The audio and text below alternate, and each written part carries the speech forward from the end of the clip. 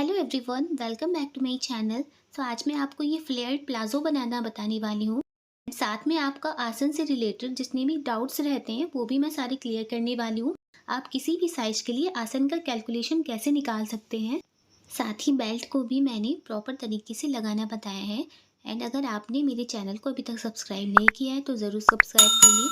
साथ में bell icon ज़रूर प्रेस करें मेरे आने वाले वीडियोज़ के नोटिफिकेशन सबसे पहले देखने के लिए। So let's get started. तो इस प्लाज़ो के लिए मैंने यहाँ पर 2 मीटर क्रेप फैब्रिक लिया है। आप क्रेप, रेयॉन कोई भी फैब्रिक ले सकते हैं। यहाँ पे फैब्रिक को मैंने 4 पार्ट में फ़ोल्ड करते हुए रखा है। फ़ोल्ड करने के बाद ऊपर की साइड से मैं 1/2 इंच पर एक स्ट्रेट लाइन ड्रॉ कर रही हूँ। ये मैं सिर्फ कपड़े को सीधा करने के लिए ड्रॉ कर रही हूँ लाइन को। अब यहाँ पे लंबाई का निशान लगाएंगे। तो यहाँ पर जो मेरी लंबाई है रेडी वो है 37 इंच, जिसमें से हमें 1 इंच का बेल्ट माइनस कर देना है। तो आपको जितनी बेल्ट लेनी है उतनी ही बेल्ट माइनस कर दें। साथ में 1.5 इंच मार्जिन रखते हुए 37.5 इंच पर मैंने लंबाई का निशान लगाया है। तो ये 1.5 इंच मार्जिन मैंने इसको फोल्ड करने के लिए रखा है 1 इंच।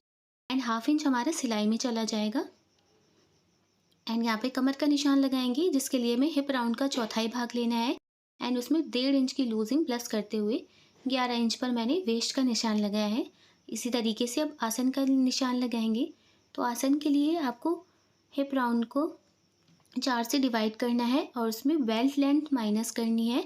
प्लस मैंने 3 इंच की लूजिंग रखी है। तो मुझे टोटल 11.5 इंच आसन मिला है।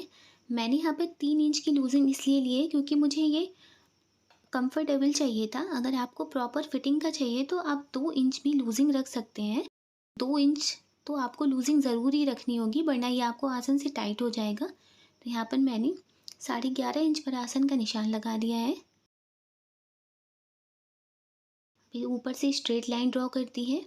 अब 2.5 इंच आगे की तरफ मार्क कर लेंगे। तो यहाँ पर हमारा हिप राउंड ज़्यादा है, इसलिए मैं यहाँ पर आसन का 2.5 इंच पर निशान लगा रही हूँ। अगर आपका हिप राउंड कम है आप 2 इंच पर निशान लगाइए।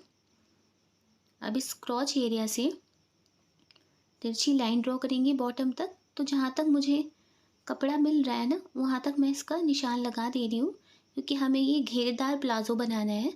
तो मैंने पूरा कपड़ा यूज़ कर लिया है। अब यहाँ साइड से 1 इंच पर मैं निशान लगा रही हूँ। इस निशान से हल्की सी गोलाई दे देनी है एंड कटिंग कर लेंगे।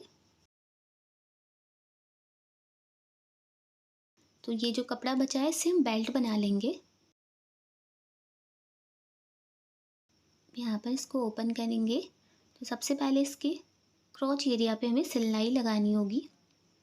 तो दोनों साइड के क्रॉच एरिया को सिल देना है। तो यहाँ पे मैंने अलग अलग बेल्ट कट की हैं। तो इनकी बेल्ट की लंबाई मैंने ली है 3 इंच एंड चौड़ाई ली है 22.5 इंच। तो मैं आगे की साइड कैनवास लगा रही हूँ बेल्ट में एंड पीछे की साइड में सिर्फ इलास्टिक लगाऊंगी।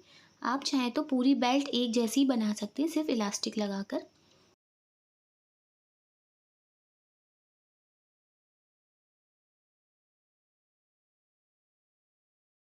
तो इसी तरह दूसरी साइड पे भी सिलाई लगा दे रही हूँ मैं।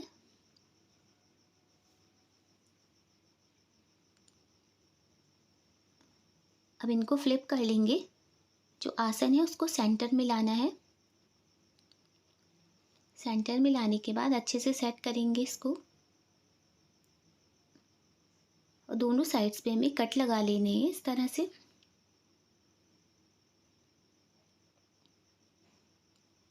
तो ये कट्स मैंने इसलिए लगाए हैं जिससे हमें बेल्ट लगाने में आसानी रहे। तो दोनों साइड से ये कट्स हो गए हैं। अभी फैब्रिक को हमें प्रॉपर सेट करना है।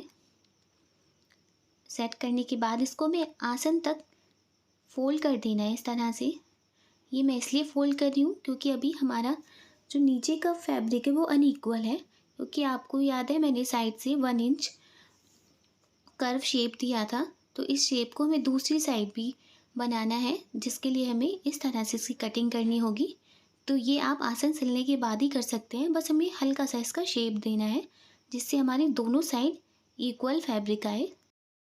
इसको बॉटम को फोल्ड कर देंगे एंड आसन पर सिलाई लगा देंगे।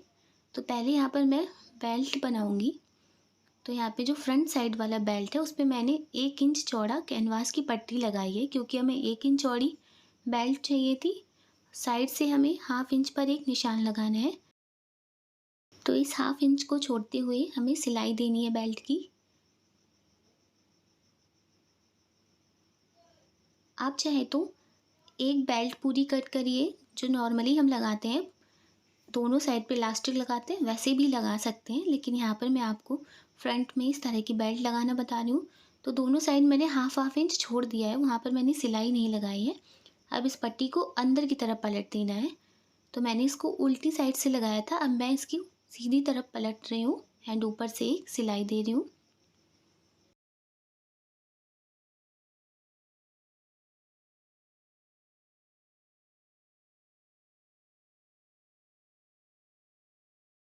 तो ये फ्रंट साइड पे बेल्ट अटैच हो गई है। अब इसी तरह जो बैक साइड वाला पार्ट है जिसमें हमें इलास्टिक डालनी है, उसको सिल लेंगे। इसमें भी साइड पे 1/2 इंच छोड़ते हुए सिलाई लगानी है, जिससे हम बाद में बेल्ट को साइड से जॉइंट कर सकें।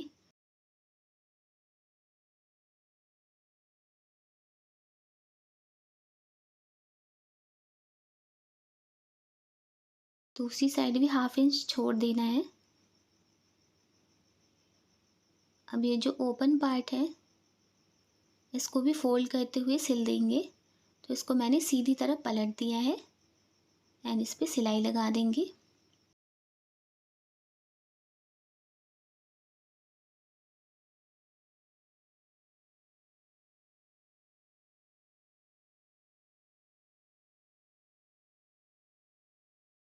जो बैक साइड वाला पार्ट है उस पे मैं इलास्टिक डालूंगी। तो इलास्टिक की जो लंबाई है मैंने 12 इंच ली है। आपको अपनी कमर का आधा करना है एंड उसमें से भी 4-5 इंच माइनस कर देना है। इलास्टिक को मैंने पिन की हेल्प से इंसर्ट कर दिया है अंदर। अब इसको खींचते हुए गैदर्स को सेट कर लेंगे एंड इस पे साइड पर भी मैंने सिलाई दे दी है, जिससे इलास्टिक अंदर ना चली जाए। अब इसको खींचते हुए एक सेंटर पर भी सिलाई लगा देंगे, जिससे गैदर्स प्रॉपरली सेट हो जाएं। तो यहाँ पे मैंने सिलाई दे दी है। इसके बाद जो साइड है ओपन पार्ट उस पे सिलाई लगा देंगे। साइड पर सिलाई दे देनी है।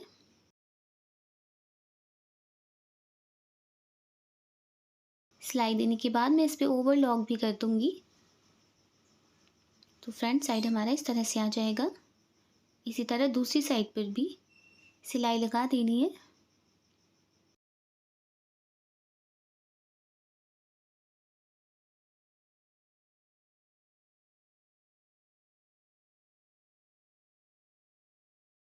हमारी बेल्ट रेडी हो गई है। अब जो बॉटम का पार्ट है उसको फोल्ड करते हुए सिलाई लगा देंगे।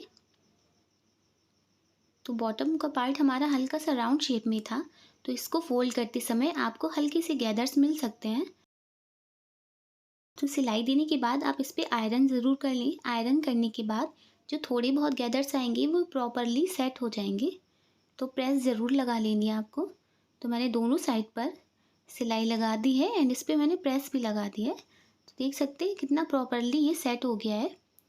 अब जो हमारा आसन वाला हिस्सा है उस पर सिलाई लगाएंगे। तो आप बॉटम से लेके